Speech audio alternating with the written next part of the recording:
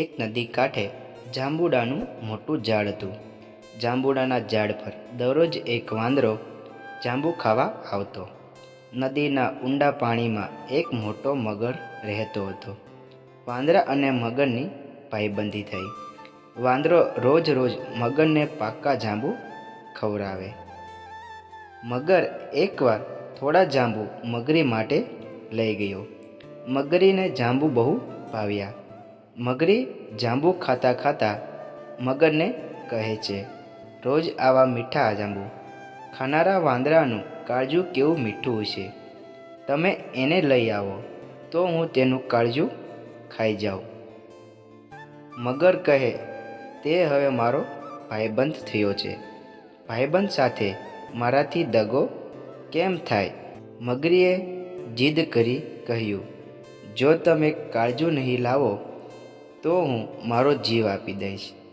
ન છૂટકે મગર વાંદરાને મગરી પાસે લાવવા તૈયાર થયો. બીજે દિવસે મગર જાંબુડાના ઝાડ નીચે આવ્યો.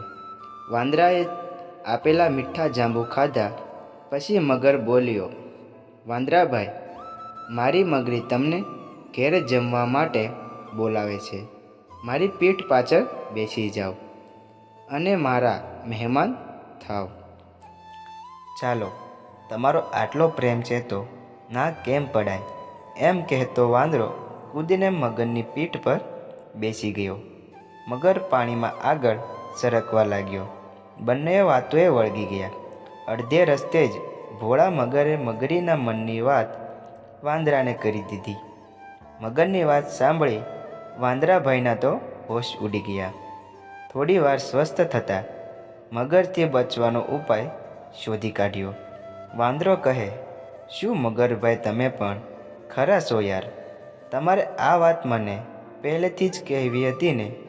મારું કાળજું તો હું આજે જ સાફ કરીને ઝાડ પર મૂકી આવ્યો છું. ચાલો પાછા જઈએ અને કાળજું લઈ આવીએ. મગર વાંદરાની વાત સાચી માની પાછો કિનારા તરફ વળી ગયો. કિનારો આવતા વાંદરો મોટો કૂદકો મારીને ઝાડ પર બેસી ગયો.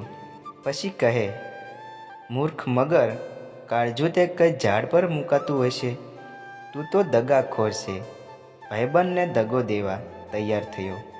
જા હવે કદીક જાંબુ ખાવા મારી પાસે આવતો નહીં અને મારે પણ જાંબુ ખાવા નથી.